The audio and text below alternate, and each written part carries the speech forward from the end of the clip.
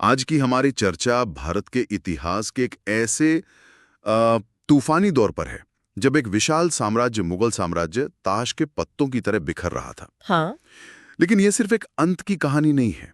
ये कहानी है उस राख से पैदा हुई नई चिंगारियों की, उन क्षेत्रीय ताकतों की जिन्होंने भारत का नक्शा हमेशा के लिए बदल दिया। बिल्कुल। ज्यादातर लोग 18वीं सदी को एक अंधकार का युग या अराजकता का दौर मानकर छोड़ देते हैं। हाँ, यही माना जाता है।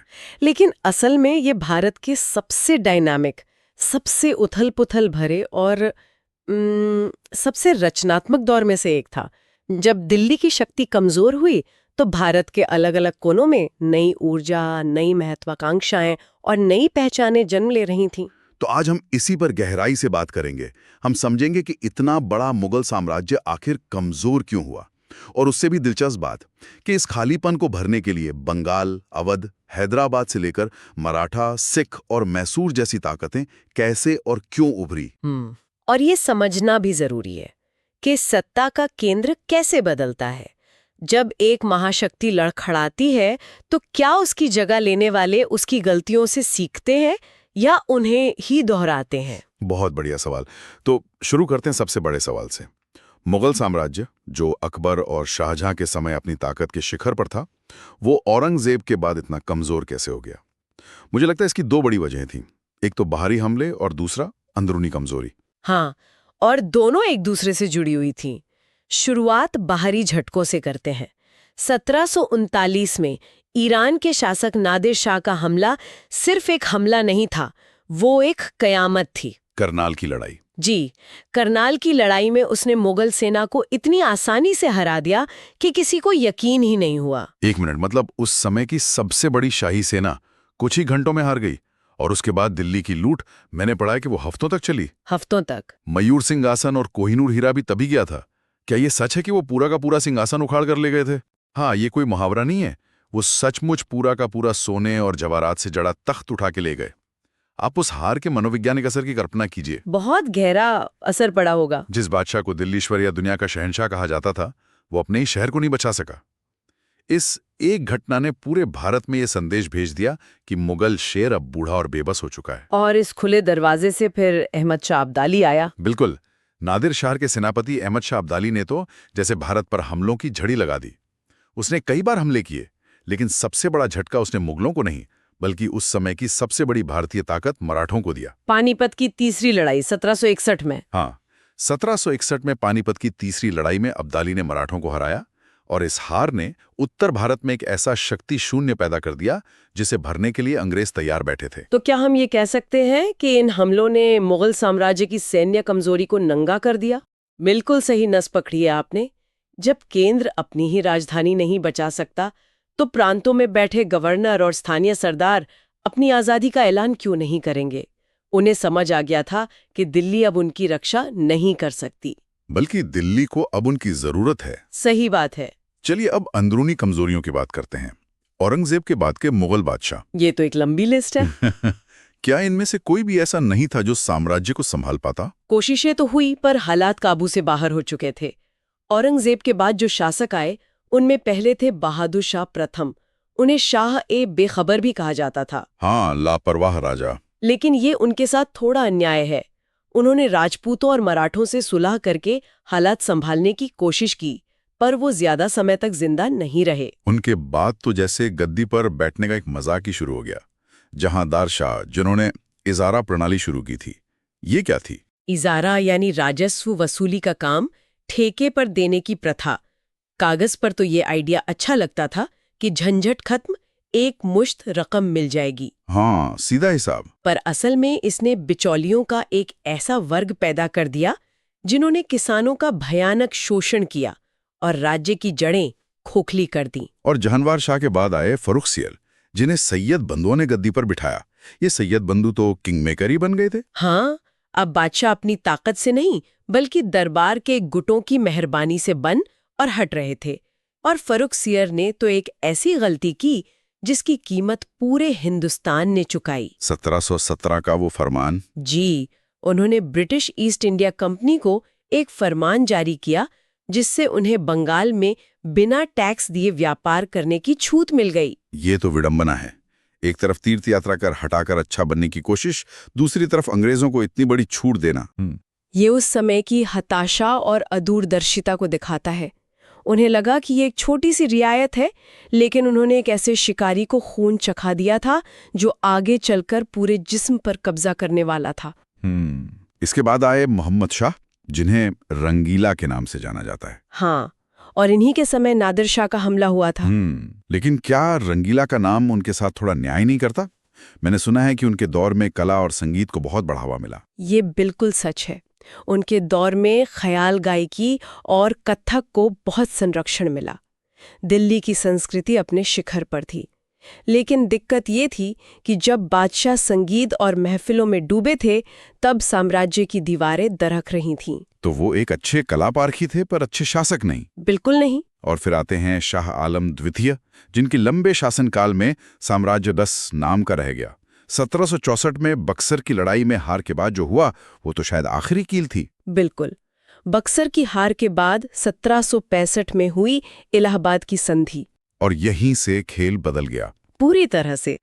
शाह आलम द्वितीय ने बंगाल, बिहार और उड़ीसा के दीवानी अधिकार यानी टैक्स वसूलने का हक ईस्ट इंडिया कंपनी को सौंप दिया। मतलब देश के सबसे अमीर प्रांतों का पूरा पैसा एक विदेशी कंपनी की तिजोरी में जा रहा था। और मुगल बादशाह उसी कंपनी के पेंशनर बनकर रह गए। इसके बाद के बादशाह जैसे अकबर शाह द्वितीय और आखिरी बादशाह बहादुर शाह जफर, वो तो सिर्फ प्रतीक बनकर रह गए थे। हाँ, ये एक प्रतीकात्मक लेकिन बहुत बड़ा कदम था जब अंग्रेजों ने बादशाह के नाम पर सिक्के ढालने भी बंद कर दिए।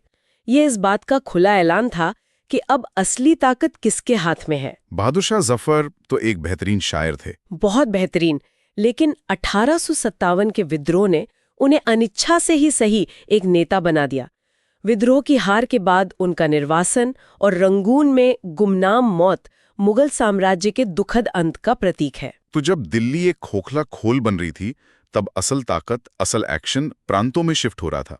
शुरुआत बंगाल से करते हैं। बिल्कुल। बंगाल, जिसे मुर्शीद कुली खां ने लगभग आज़ाद कर दिया था, वो मुगलों को नजराना भेजते थे पर सारे फैसले खुद करते थे। और बंगाल उस समय भारत का सबसे अमीर सूबा था। सबसे अमीर, खेती, कपड़ा, शोरा, सब कुछ था वहां। और यही अमीरी अंग्रेजों को खींच लाई। 1757 की प्लासी की लड़ाई कोई बड़ी जंग नहीं थी, वो एक धोखा था। हाँ, एक साजिश थी। लेकिन उसके बाद बंगाल की पूरी दौलत अंग्रेजों के हाथ लग गई और इसी पैसे के दम पर उन्होंने बाकी भारत को जीता। बंगाल के पड़ोस में था अवध।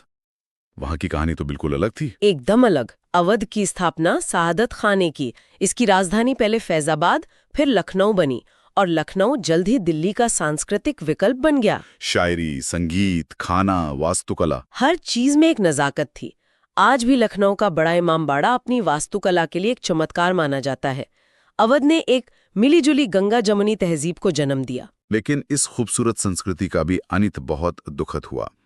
1856 में अंग्रेजों ने कुशासन का बहाना बनाकर अवध पर कब्जा कर लिया। हाँ, और ये 1857 के विद्रोह की सबसे बड़ी वजहों में से एक बना। अब दक्षिण की ओर चलते हैं। हैदराबाद। निजामुल मुल्क, जी, वो मुगल दरबार के सबसे ताकतवर अमीरों में से एक थे। उन्हें जब लगा कि दिल्ली का कुछ नहीं हो सकता, तो वो दक्कन चले आए और अपना राज्य स्थापित कर लिया। हैदराबाद तो हीरों और मोतियों के लिए मशहूर था, और ये उन कुछ राज्यों में से था जो भारत की आज़ादी तक अपनी पहचान बनाए रखने में कामयाब रहा। जी, 1948 में जाकर उसका भारत में विलय हुआ। तो ये तीनों, बंगाल, अवध और हैदराबाद, उत्तराधिकारी राज्य कहलाते हैं। मतलब ये मुगल व्यवस्था से ही निकले थे। अब बात करते हैं उन ताकतों की जो मुगल व्यवस्था के खिलाफ चुनौती बनकर उभरी, और इसमें सबसे पहला नाम आता है मराठों का। मराठों का प्रभाव अटक से कटक तक फैल गया। अफगानिस्तान की सीमा से लेकर उड़ीसा तक। हाँ, एक समय ऐसा था जब लगता था कि मुगलों की जगह अब मराठे ही लेंगे। लेकिन फिर पानीपत में ऐसा क्या हुआ कि सब कुछ बिखर गया? पानीपत की हार एक बहुत बड़ा मिलिट्री और साइकोलॉजिकल ब्लो था।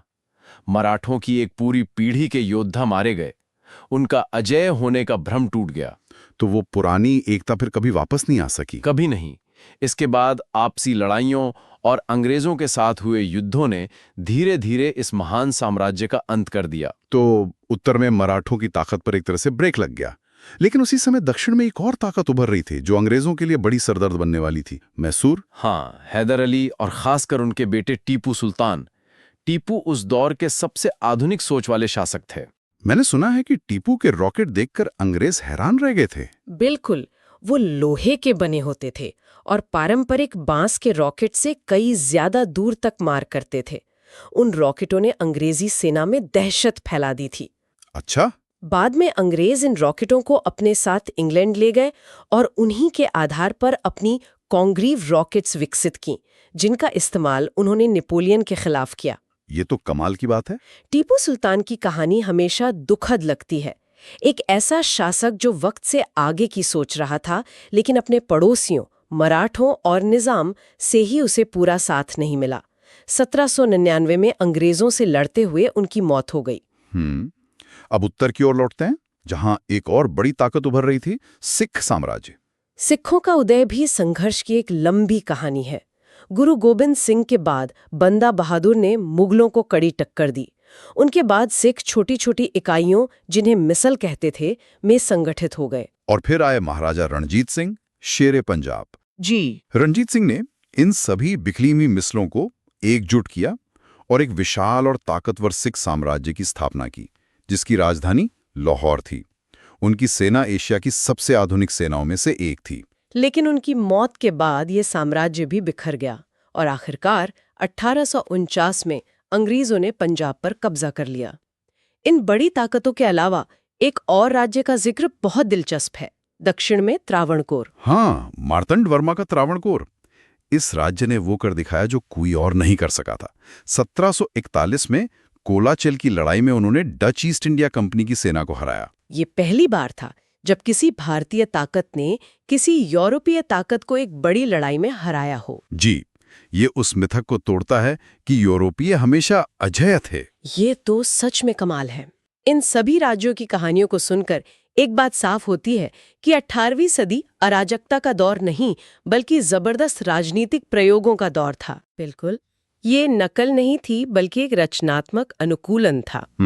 इन सब ने मुगल प्रशासनिक ढांचे के कुछ हिस्से लिए, लेकिन उन्हें अपनी स्थानीय जरूरतों और संस्कृति के हिसाब से बदल दिया। जैसे जयपुर का शहरी नियोजन। बिल्कुल। सवाई जय सिंह द्वितीय ने सिर्फ एक खूबसूरत गुलाबी शहर ही नहीं बसाया, बल्कि जंतर मंतर जैसी खगोलीय वेधशालाएं भी बनवाईं। सही बात है। ये दिखाता है कि राजनीतिक उथल-पुथल के बीच भी विज्ञान और कला जिंदा थी, बल्कि फल फूल रही थी। हाँ, क्योंकि जब केंद्रीय सत्ता बिखरती है तो कल्चरल सेंटर्स भी डिसेंट्रलाइज हो जाते हैं। जो संस्कृति पहले सिर्फ दिल्ली या आगरा तक सीमित थी, अब वो लखनऊ, हैदराबाद, पुणे, लाहौर और जयपुर जैसे नए केंद्रों में फैल गई। तो अगर हम इस पूरी चर्चा को समेटें, तो हम देख रहे हैं कि मुगल साम्राज्य के खंडरों पर कई जीवंत और शक्तिशाली क्षेत्रीय राज्यों का उदय हुआ। ये एक तरह से ट्रांजिशन का दौर था। हाँ, और यही ट्रांजिशन आगे चलकर ब्रिटिश राज की नींव बना। मराठा, सिख और मैसूर जैसे राज्य बहुत शक्तिशाली थे, इसमें कोई शक नहीं, लेकिन उनकी सबसे बड़ी कमजोरी थी उनकी आपसी प्रतिस्पर्धा और एकता की कमी। उन्होंने एक दूसरे को दुश्मन माना, लेकिन उस उभरती हुई कंपनी की ताकत को नहीं पहचाना। बिल्कुल, वो उस साझा खतरे को पहचानने में चूक गए जो धीरे धीरे उन सबको निगलने वाला था। तो क्या ये कहा जा सकता है कि अगर इन राज्यों ने आपस में लड़ने के बजाय किसी तरह का संघ बना लिया होता, तो शायद कहानी कुछ और होती? बिल्कुल, और यही विचार मैं हमारे सुनने वालों के लिए छोड़ना चाहती हूँ।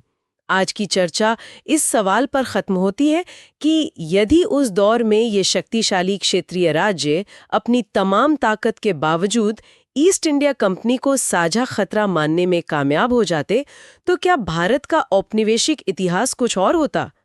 ये विचारणीय है कि कैसे आंतरिक फूट अक्सर बाहरी शक्तियों के लिए सबसे बड़ा अवसर बन जाती है।